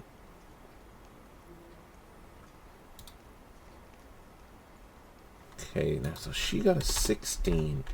Does she have a luck score? She does have a luck score. And she only needs 3 points. It's a little bit unclear if that's needed, but I'm gonna take it. Yeah. Actually, just before I do that, because I would have to spend a lot of luck, let me just check one more thing. So I'm currently at 566. So here are the rules for using luck points. It is recommended that you use the optional spending luck rule. This allows you to spend your luck points to alter the results on a 1-for-1 basis.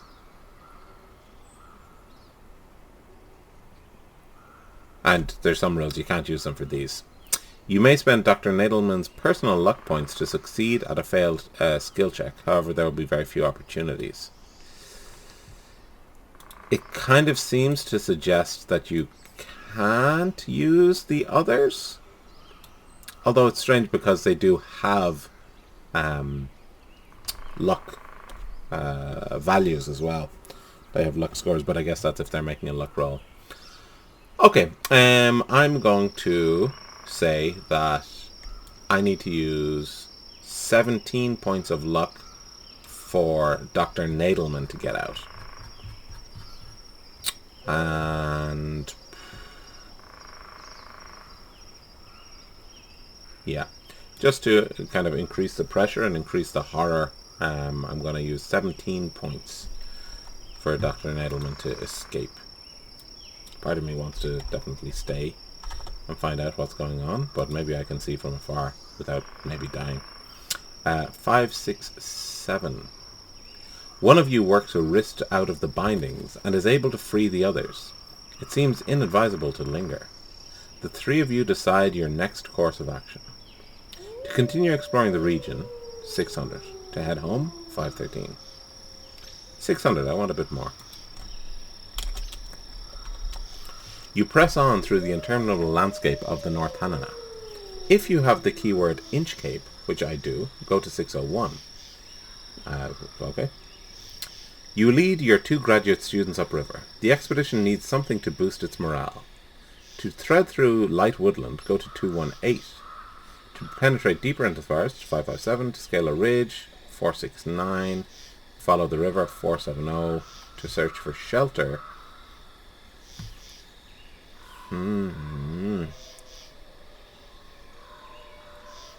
What's my navigate? Let's navigate. Let's try that a little bit. No, Okay. Sorry, I have to mark down 601 as well. And I'm going to go to 55 now. The legendary mists of the North Hanana press in. By day you cannot see the sun, and by night the stars are obscured. Some magnetic anomaly also affects your compass. Whether it is the proximity to the pole or some other reason, you cannot say. But your party has gotten itself lost, and you have no idea in which direction the river lies. Make a luck roll. I've been spending my luck points, so I need this to be low. Okay, good. 413.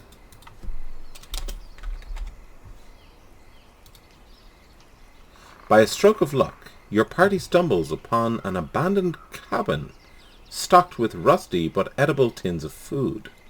This happy discovery solves your food problem for the time being. There is no trace of the person who built the cabin, probably a prospector or hunter who fell victim to the hazards of the valley. This lucky find means you can recuperate a little. Gain 1d10 luck points, then roll 1d10. Okay, so 2 rolls of 1d10. I'll just do it like this, and the first dice will be my luck point regained, and the second one will be just for the challenge. Or not the challenge, but just... So I'll regain 4 luck. I wish I had done it the other way around, but yeah, and it's an odd number. So 4 more points of luck brings me up to 67. Great. And the result is odd 470.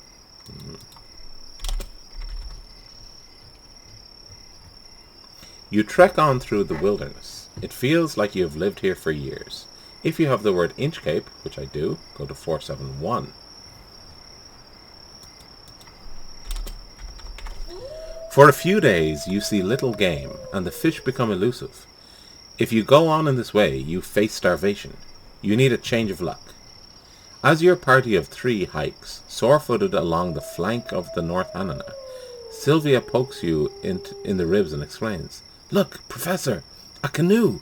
Somebody must be around here." However, a search satisfies you that the owner is nowhere near.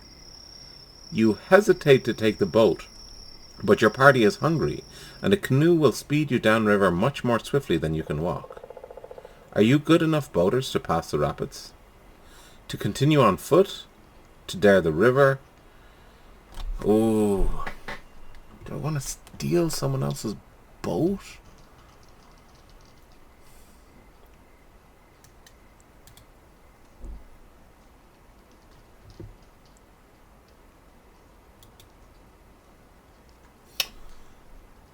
I think I'm going to continue on foot. 197. Oh god.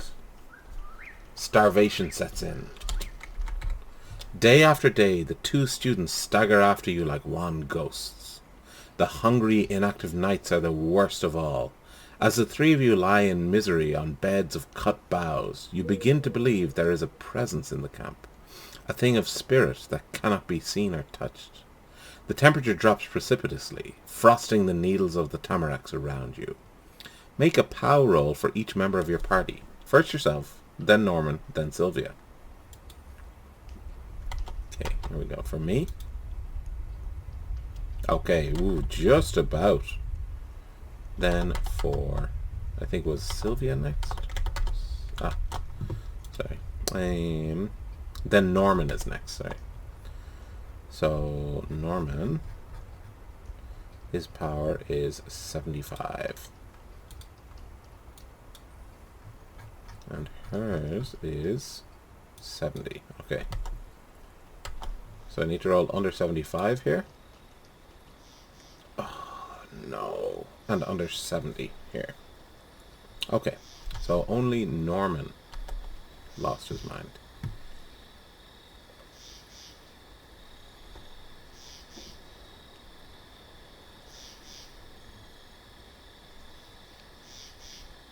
Two, 3, 5. Would love to use his 2 points of luck on that. Norman convulses.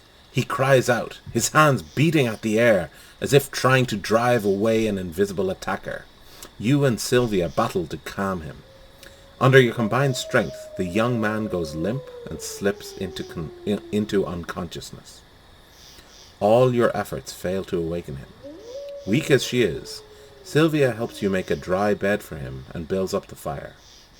You see that she is close to desperation and offer a few words of commendation on her performance in the field. She blinks back tears. 236.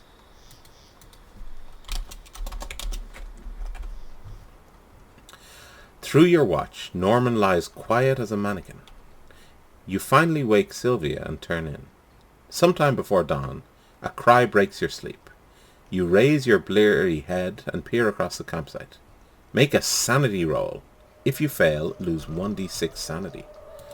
My sanity is quite good. 80. Oh, wow! So I failed that. How much am I going to lose? This I always put it up and then roll. So this I haven't. This is the roll. 4. Okay. So I'm going to lose 4 sanity. So if I had lost 1 more point of sanity, I would have gone temporarily insane. But I was lucky. 282. Sylvia sprawls lifeless in Norman's arms. He looks like a beast, startled whilst feeding. And the observation is apt, for the girl is drenched in blood from terrible bite-sized wounds. 328.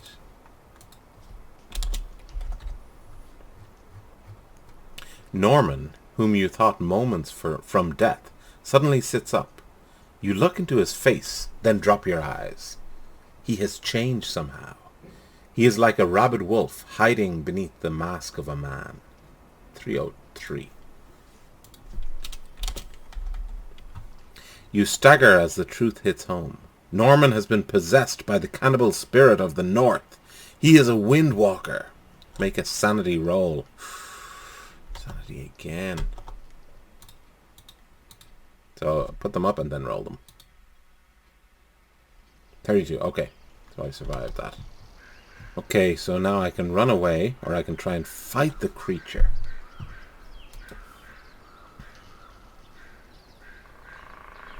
It's probably a terrible idea, but I don't know if I... Oof. Let's go. Let's go 301. I want to see if I can take him out.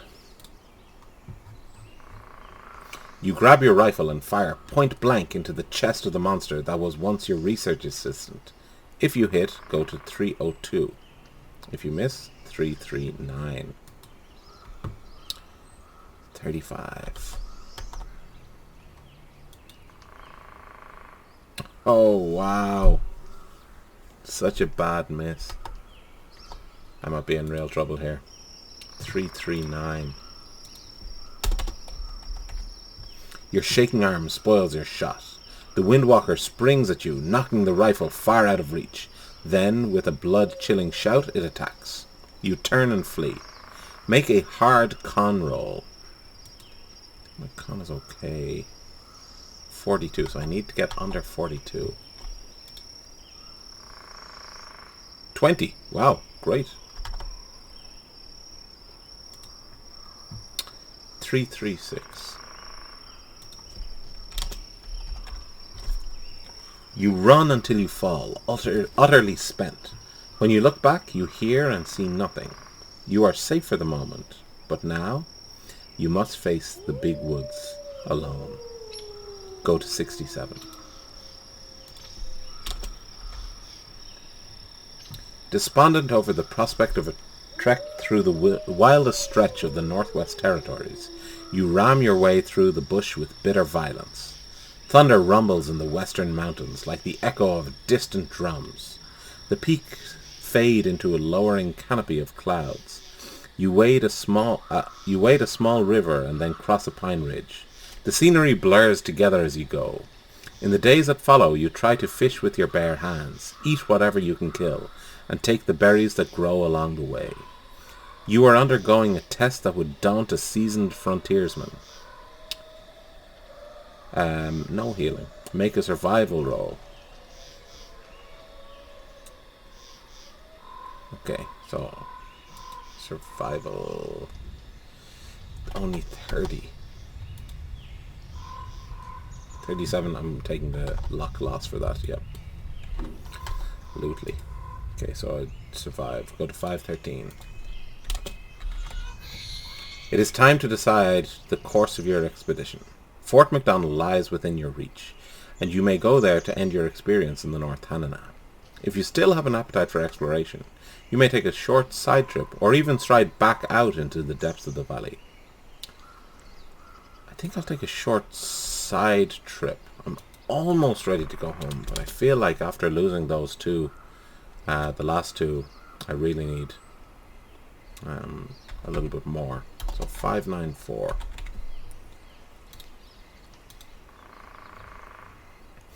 Of course, you must return to Fort MacDonald, but there is time for one last side trip in hopes of learning a little more about the North Tanana Valley. If you are alone, 597. Despite the risks and your weakened condition, you diverge from the direct route to Fort MacDonald, determined to explore as much of the valley as possible before you quit. Go deep into the forest, to hug the tree line, to explore rocky environs, to stick to the river.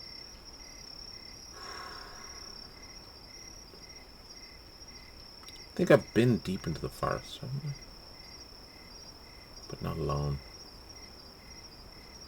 I'm going to go rocky environs, 427. After each day of lonely travel, you spread your tattered sleeping blanket on an anonymous rock, concerned only that it be dry. This one seems like any other. Make a geology roll. Okay, so I did bump up my geology for this. Not enough, probably, but 48. I don't think I can justify spending 27 points of luck. No. No, I can't. 513.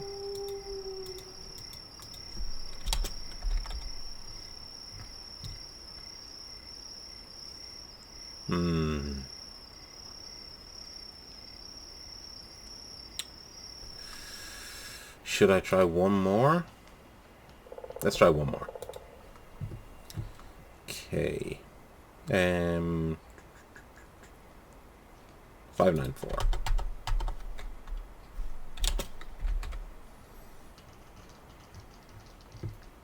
And I'm alone, 597. So this is just the same again. So I've done that. To stick to the river. To hug the tree line. 494.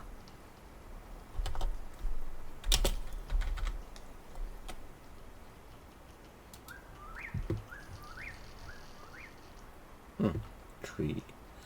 As you wander the banks of the North Tanana alone, you hear the crackle of walkers in the woods ahead. At first your heart leaps at finding other people, but then you remember the cruel lessons of the big woods. They may not be friendly. You hide and wait for them. A moment later, a party of men appears, undersized men with unnaturally grey skin. One holds the severed head of a woodsman. You duck your head, hoping they will not see you. Make a stealth roll. Ooh, stealth is only 35. Oh, God, no. 495. Well, it's just the next one up. After the physical and mental ordeals of the last week, you are in terrible shape. Your tension causes an involuntary spasm, and your leg jerks in the dry leaves. The murderous men call out shrilly and point your way. You must run for it. 116. The shrieking war party pursues you. You are already tired. Your only hope lies in getting sufficiently far ahead to hide. Make a stealth roll. That's another stealth roll, is it? Yeah, wow. Okay. There's a chance. Oh! Okay, good. 111.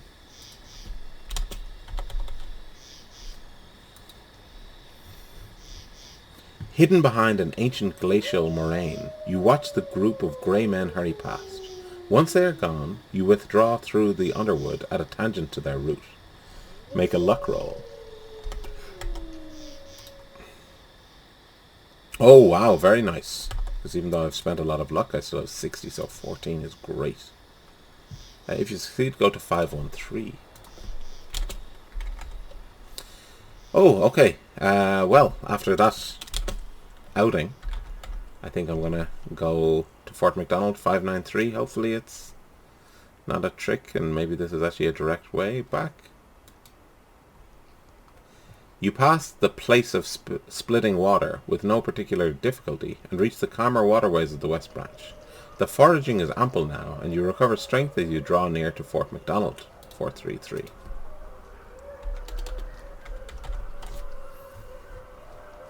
After so many days on the river and nights in the woods, it feels strange to sit in a stifling room and answer questions about your conduct. If you have lost any members of your party or have confirmed their death, multiply the number of such losses by 15. This is your liability score. Roll 1d100. And again, I think in the last one I ruled that Charlie was fine because Charlie took the canoe. Again, in this one, Charlie took the canoe and ran off. Maybe I'm a bad leader. So I don't think she counts as a lost party member. So I'm going to say 45. So I'm trying to get more than 45. Ooh. Wow, that was very bad. So this is less than 531. I think I might be in trouble. When your report of the party's misfortune is analysed by the Canadian authorities, they take you into custody and bring formal charges against you. They seem uninterested in any evidence of your discoveries. 538.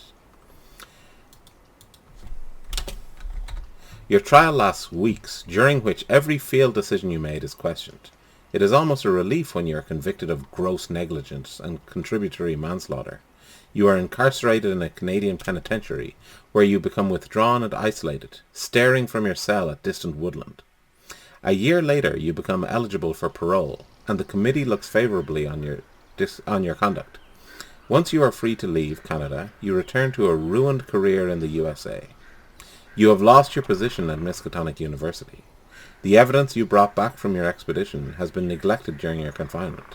All the most important pieces have been lost or ruined. Nevertheless, you attempt to publish your findings. Your article only draws sensational press attacks, characterizing you as a moral cretin willing to sacrifice human life for scientific glory. You vanish from public notice with the dawning of the Great Depression. The Nadelman expedition is over. The end.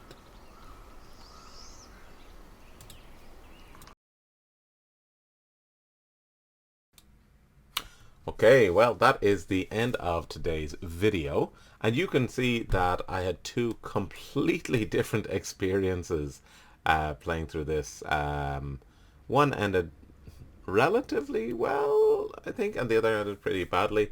But I'm not sure, are there better? I hope that there are better outcomes, and I'm sure that there are worse outcomes as well. But there are so many other ways to conclude the adventure, so many different experiences that you can have. And going through it, I saw some interesting images that I didn't encounter, but I'm really excited to go through it again and try and find the different encounters that can come up. Remember that your story is affected not only by your choices, but also by your roles. So even if you try to have the exact same adventure, it's very unlikely because your roles will be different. Sometimes you'll succeed or fail where you did the opposite in the past. And one more thing that I would say to you, don't forget to play this game a little bit more seriously and try to treasure your companions, your grad students. The more you adopt the horror setting, the more enjoyable the game will be, even if it ends up being more gruesome. If you don't care about what happens to your students, or if you're kind of like joking your way through it, it takes away from the horror aspect Yeah, of course, play it however you like, but I think you'll get the most out of it if you take a horror approach to it as well. So if you enjoyed it, don't forget to like and subscribe. I would really appreciate it. And if there is anything in particular you want me to review next, let me know in the comments and I'll see what I can do. Alright, well, this was Alone Against the Frost. I really hope you give it a go. You can get it from the Chaosium website, and I'll leave links in the description. Alright, so that's it. Thanks everyone. See you next time.